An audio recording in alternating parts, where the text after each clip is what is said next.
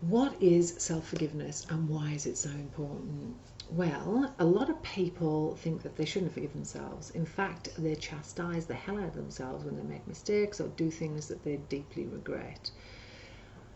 That we live in a culture that is really about being quite mean to yourself, and so in the regular culture, what we're often told is, if you forgive yourself, you're letting yourself off the hook. You're not taking responsibility and accountability for the things that you've done, and that is going to make you a pretty bad person.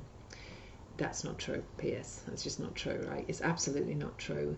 To forgive ourselves is possibly one of the most important, deeply self-compassionate things we can do for ourselves, because we all stuff up. We all do things that we regret, always, right?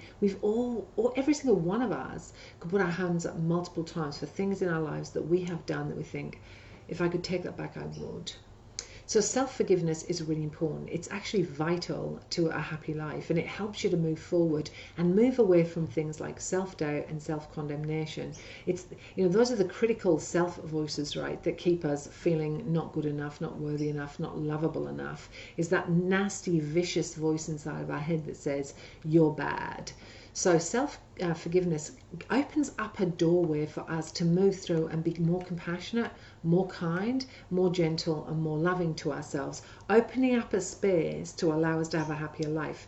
This doesn't mean that we don't regret what we did. It doesn't mean that we go and do it again. It just means that we look at our common humanity and we go, not my finest hour. I want to do it different. So here's some questions for you to think about when it comes to forgiving yourself, and these are going to be in your resource. So some questions for you to come and look at and maybe write down the answers to.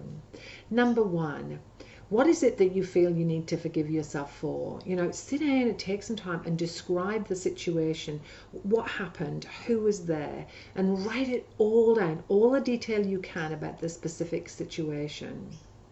The next thing I want you to do is write what your self-judgments were. I was angry, I was frustrated, I was stupid, I was an idiot, I shouldn't have done this. What are the judgments you put on yourself about what what you did and why you did it? What is the self-judgment that is linked to what you did? The next thing I want you to do is have a look at how you didn't live up to your own expectations. Why were you disappointed in yourself? What would you have liked to have done instead? So how did you let yourself down? The next thing is, can you see ways in which this external conflict you're experiencing is reflected in an internal conflict? So how things that you are doing out there are impacted by this sense inside of you of, oh my God, I shouldn't have. Using the words, must, should, can't, those really words that keep us trapped in stuff. Understanding how we are now putting those internal conflicts into the world externally. So what are we doing today that has an impact from this thing that we haven't forgiven ourselves for? You might want to take a moment to sit down and write down what your positive intentions actually were. So maybe you were well-intentioned, you wanted to do something, you actually were coming from a really good place and it didn't work out that way. So what was the positive intention that you had set for that particular situation? The next thing, what have you learned from the situation so far? So there would have been learnings, right? Things that you understood after the event where you went, ooh, here's what I know now that I didn't know then. Really important to write that down.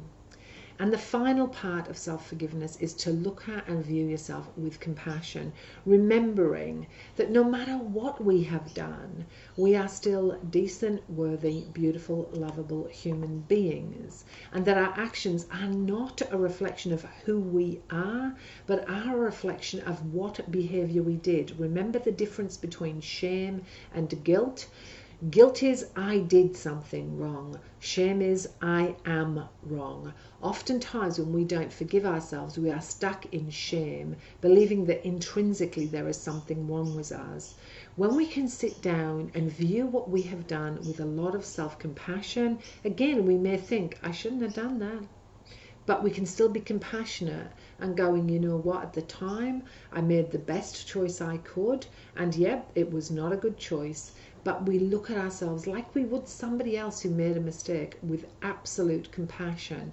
So I'm going to ask you, when it comes to forgiving yourself, to work through those 7 questions. Again, go to your resources, get your workbooks on notepads out, and write out the 7 questions and answer each one. Take some time to look at how you choose to behave when it comes to self-forgiveness. It's a really beautiful exercise that will release you from some of those really difficult situations that maybe you haven't let go of. But when you let go of them, my goodness, you'll learn to love yourself a ton more.